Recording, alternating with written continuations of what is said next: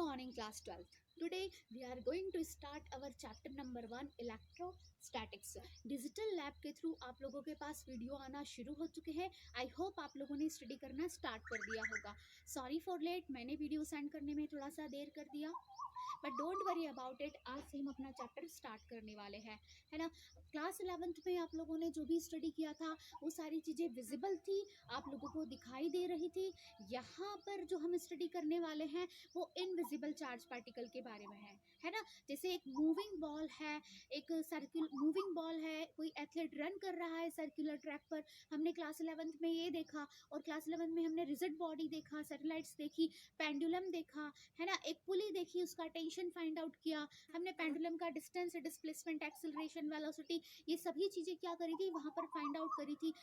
वहाँ हमें चीज़ें दिखाई दे रही थी, विजिबल थी. यहाँ हम चार्ज पार्टिकल जो हमें दिखाई नहीं दे रहा है उसकी स्टडी करेंगे. मतलब आज का जो हमारा टॉपिक है वो क्या है, स्टडी ऑफ चार्ज. ठीक है बच्चों, बेसिक सी कंसेप्ट्स हैं, आप लोगों को पहले से भी क्लियर है. थोड़ा सा स्पीड में चलेंगे क्योंकि कल से हम डेरिवेशंस में आएंगे. ठीक है ना बच्चों. तो शुरू करने से पहले मैं आप लोगों से एक बात शेयर करने वाली हूँ. वीडियो, ये मेरा फर्स्ट वीडियो है. वीडियो बनाने से पहले मेरे पास बहुत सारे एक्सक्यूजेस थे, ये नहीं है, वो नहीं है. तो मैंने अपने आप के लिए एक पोएम लिखी जो मैं आप लोगों से शेयर करती हूँ. मन की दुर्बलताओं को छोड़ो तो सही, चमकता हुआ सुनहरा सूरज उदय होगा ही सही. व्यर्थ के बहाने, व्यर्थ के प्रपंच छोड़ो तो सही, चमकता हुआ सुनहरा सूरज उदय होगा ही सही. समय की कड़ियों को अपने परिश्रम से जोड़ो तो सही, चमकता हुआ सुनहरा सूरज उदय होगा ही सही. हाँ बच्चों, time and energy will always be limited. You will need to decide what is important for you. इस टाइम को यूज़ कर सकते हो अपने आप को बेहतर और मजबूत बनाने के लिए, या फिर इस टाइम को वेस्ट कर सकते हो. चॉइस आपकी है. ठीक है. सिलेबस स्टार्ट करने से पहले wish you all the very best. हम लोग आज से अपना चैप्टर नंबर 1 स्टार्ट करते हैं. ठीक है. आ गए हम अब इलेक्ट्रोस्टैटिक्स पर, स्टडी ऑफ चार्ज. जैसे चार्ज के बारे में आप लोगों ने सुना तो माइंड में आया होगा यार हम इलेक्ट्रिसिटी पढ़ने वाले हैं. The study of electricity is divided into 3 different branches, है ना. जो इलेक्ट्रिसिटी की स्टडी है हमने उसको 3 ब्रांचेस में डिवाइड किया. पहला मैंने बोला इलेक्ट्रोस्टैटिक्स, दूसरा इलेक्ट्रोमैग्नेटिज्म, और थर्ड है हमारा इलेक्ट्रिक करंट. ये तीनों ही चैप्टर हमारे 12th क्लास में है. 1 बाय 1 हम इस पर जाएंगे. तो इलेक्ट्रोस्टैटिक्स क्या होता है बच्चों? It is the study of the force that act between the 2 point charges. Electrostatics क्या है बच्चों? It is the study of the force that acts between the 2 point charges. जबकि वो पॉइंट चार्ज क्या है बच्चों? रेस्ट पोजीशन पर है ना. 2 पॉइंट चार्ज जो रेस्ट पोजीशन पर हैं और उनके बीच में लगने वाले फोर्स की स्टडी करेंगे हम. किस में? इलेक्ट्रोस्टैटिक्स में. नेक्स्ट आया बच्चों इलेक्ट्रोमैग्नेटिज्म. इलेक्ट्रोमैग्नेटिज्म क्या होता है? It is the study of the forces that act on the charges that are in motion. ठीक है.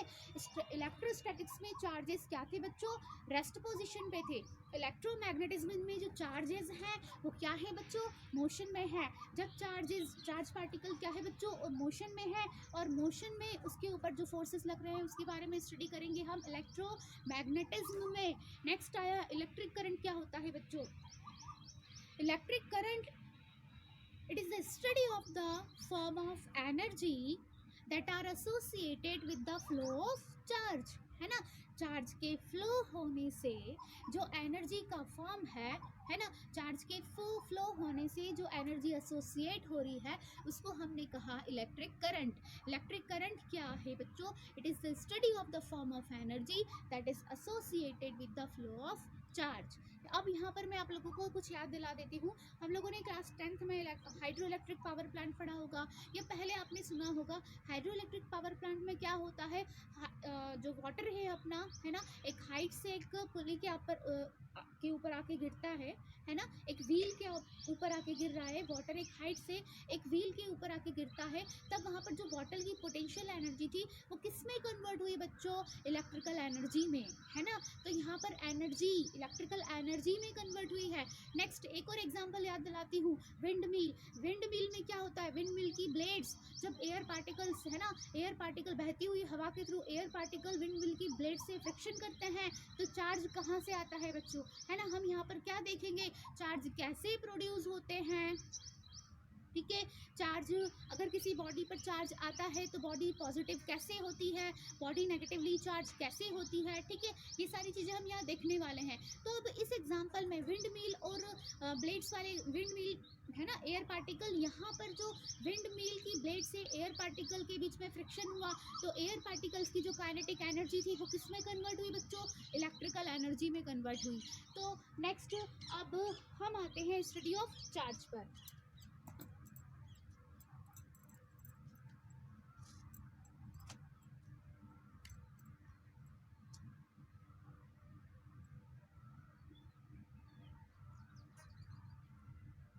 स्टडी ऑफ चार्ज, तो स्टडी ऑफ चार्ज में मैंने आप लोगों को बताया बच्चों कि जब चार्ज हमारा क्या है, रेस्ट पोजीशन पर है, जब चार्ज हमारा क्या है, रेस्ट पोजीशन पर है, तो उसके आसपास क्या जनरेट होती है बच्चों, उसके आसपास जनरेट होती है इलेक्ट्रिक फील्ड। क्या जनरेट होती है, इलेक्ट्रिक फील्ड। जब हमारा चार्ज मूविंग विथ वेलोसिटी, किसी वेलोसिटी से क्या कर रहा है बच्चों, किसी वेलोसिटी के साथ वो क्या कर रहा है, मूव कर रहा है ना, तब उसके आसपास जनरेट होती है बच्चों मैग्नेटिक फील्ड। क्या जनरेट होती है, मैग्नेटिक फील्ड। जब हमारा चार्ज एक्सेलरेटेड है, क्या है बच्चों, एक्सेलरेटेड है, उस टाइम पर उसके आसपास जनरेट होती है electromagnetic wave.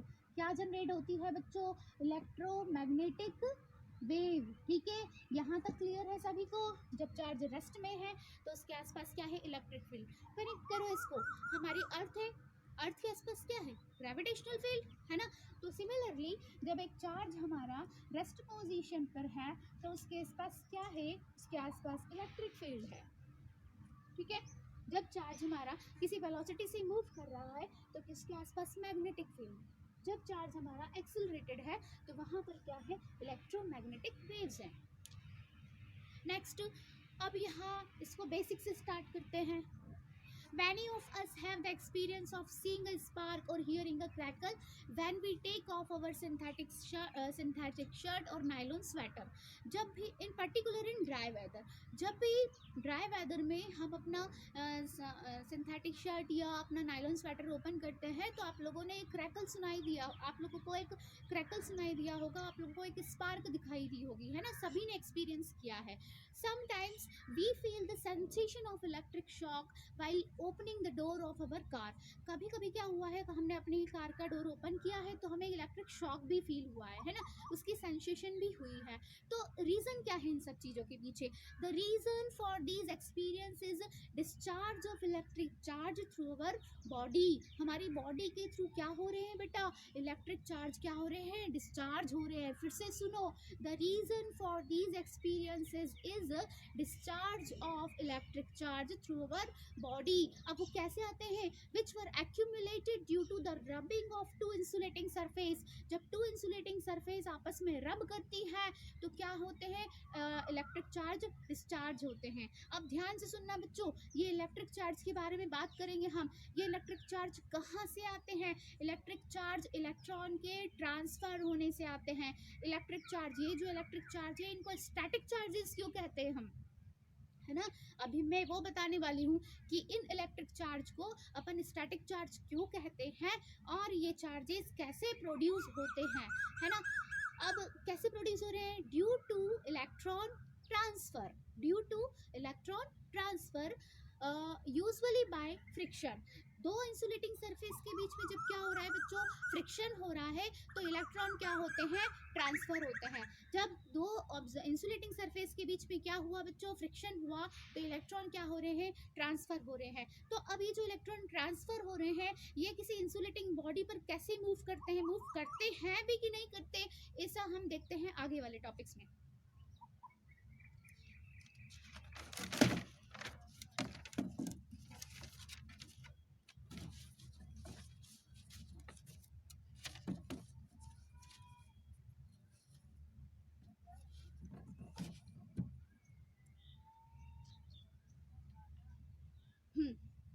Another common example of electric charges lightning that we see in the sky, है ना। दूसरा कॉमन एग्जाम्पल आप लोगों ने देखा है आसमान में बिजली चमकती हुई, तो दूसरा कॉमन एग्जाम्पल मैंने क्या बताया डिस्चार्ज का, इलेक्ट्रिक डिस्चार्ज का, lightning that we see in the sky. अब बात आती है व्हेन वी रब, एक एक्टिविटी है जो आप लोगों ने पहले से सुनी है ना। We know that a glass rod rubbed with a piece of silk, the rod acquires the property, क्या है प्रॉपर्टी एक्वायर करेगी रॉड, जब हमने एक रॉड को सिल्क के पीस से रब किया तो rod acquire the property of attracting, rod acquire the property of attracting light object like bits of paper, dry leaves और even dust particle toward it, है ना। जब ये रॉड है, सपोज दैट ये रॉड है और मेरे पास एक सिल्क क्लॉथ है, ये सिल्क क्लॉथ मान लो इसको, जब हमने इसको आपस में रब किया तो रॉड क्या करेगा, रॉड के पास एक प्रॉपर्टी आएगी जो एक लाइट ऑब्जेक्ट को क्या करेगा, अपनी तरफ अट्रैक्ट करेगा, है ना। तो लाइक बिट्स ऑफ पेपर, ये एक्टिविटी आप लोगों ने बचपन में सभी ने की हुई है ना। अब यहाँ पर क्या हो रहा है बच्चों, ग्लास रॉड इस स्टेट में, जब ग्लास रॉड के पास एक प्रॉपर्टी आई कि वो लाइट ऑब्जेक्ट को अपनी तरफ अट्रैक्ट कर रहा है, इस स्टेट में glass rod is said to be electrified और चार्ज्ड, ठीक है ना।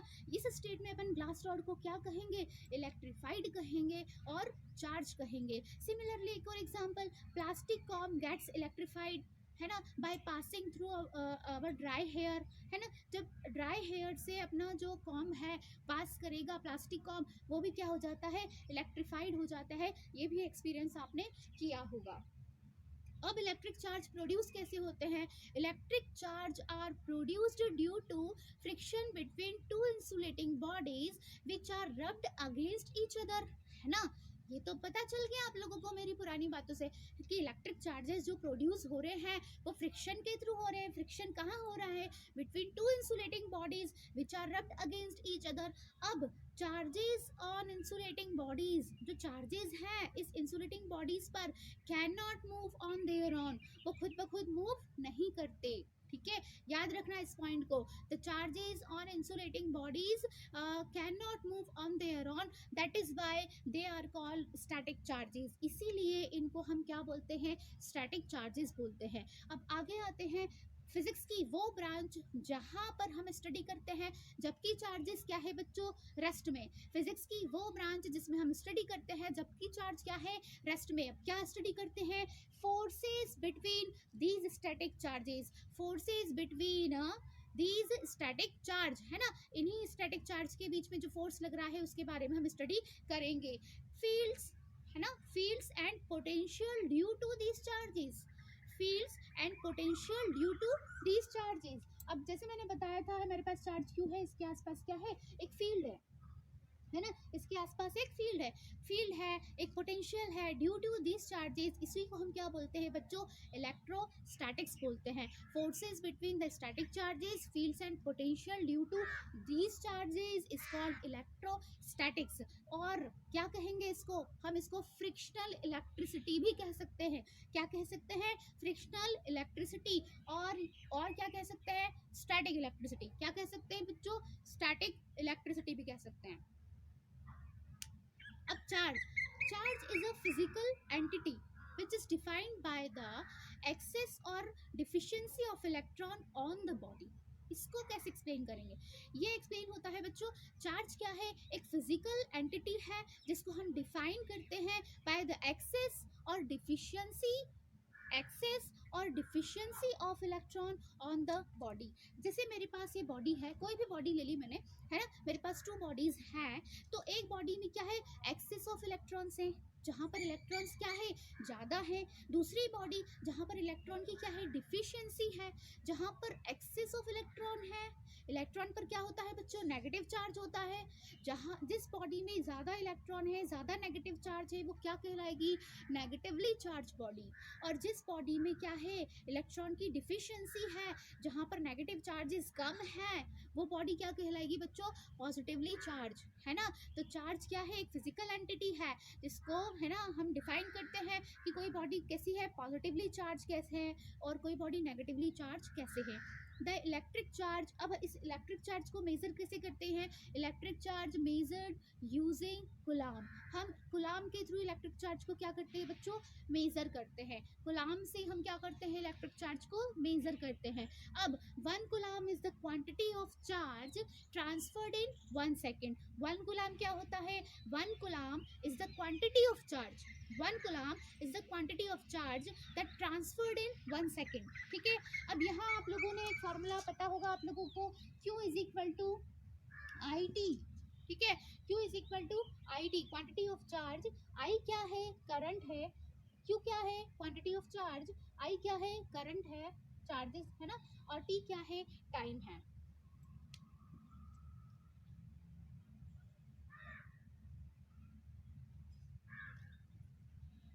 Next,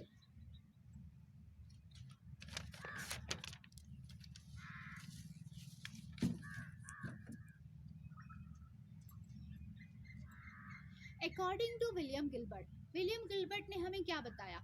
charge is something possessed by material object that make it possible for them to exert a electrical force और to respond the electrical force.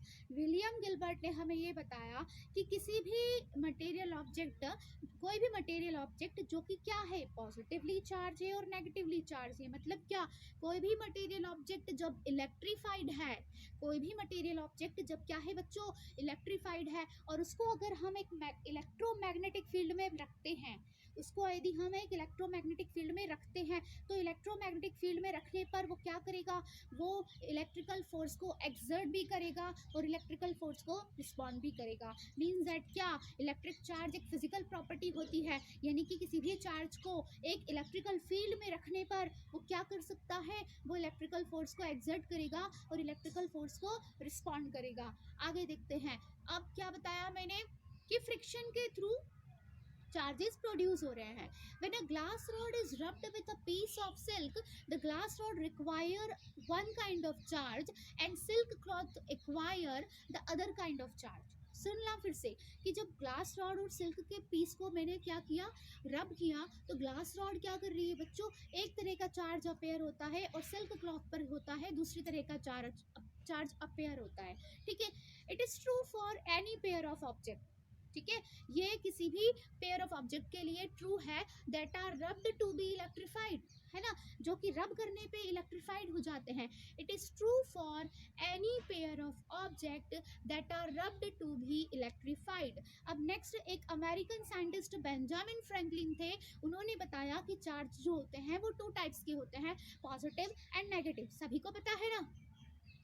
like charges repel each other, unlike charges attract each other। ठीक है, charges acquired by glass rod। अब ये point सुन लेना, ये question हो सकता है आता है एग्जाम में।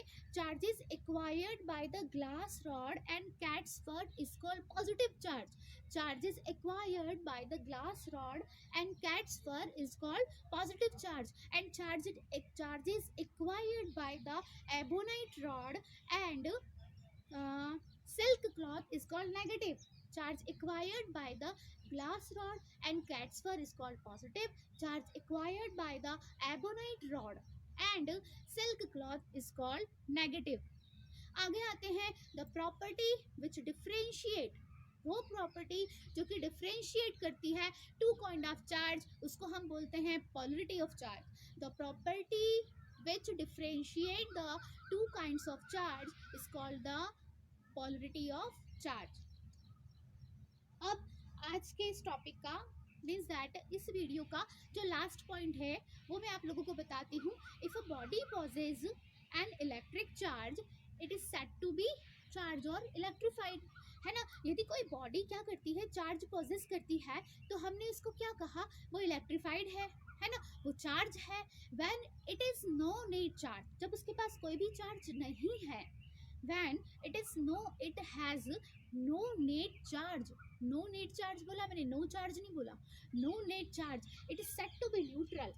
means that जैसे कि कोई भी एटम है, कोई भी बॉडी है, उसमें ऐसा तो नहीं है कि चार्ज नहीं है, चार्ज उसमें होते हैं, लेकिन ये नो नेट चार्ज का मीनिंग क्या? कोई भी बॉडी न्यूट्रल कब है, कोई भी एटम न्यूट्रल कब है? देखो, अब यहाँ तो समझ में आया कि बॉडी फ्रिक्शन करने से क्या हो रही है? इलेक्ट्रीफाइड हो रही है, चार्ज हो रही है, लेकिन चार्ज है, लेकिन फ्रिक्शन के बाद उसमें नो नेट चार्ज कब है?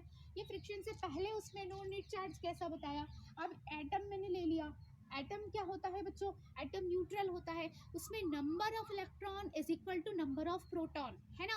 एटम न्यूट्रल क्यों होता है? उसमें जितनी संख्या में इलेक्ट्रॉन होते हैं उतनी ही संख्या में क्या होते हैं? प्रोटॉन होते हैं। यानी कि if number of electron are equal number of proton then body is said to be neutral. समझ में आया बच्चों? यदि if number of positive charge is equal, है ना, number of positive charge is equal to the number of negative charge, then body is said to be neutral। तब हम इस बॉडी को क्या कहेंगे बच्चों? न्यूट्रल कहेंगे। समझ में आया कि एक बॉडी है हमारे पास जिसमें जितने पॉजिटिव चार्ज है उतने ही क्या है? नेगेटिव चार्ज है, तो ये बॉडी क्या कहलाएगी? न्यूट्रल कहलाएगी। क्लियर है ना। अब इसके नेक्स्ट टॉपिक्स जो आएंगे, प्रॉपर्टी ऑफ चार्जेस या फिर चार्जिंग बाय फ्रिक्शन, इंडक्शन और कंडक्शन, वो मैं नेक्स्ट वीडियो में लेती हूँ।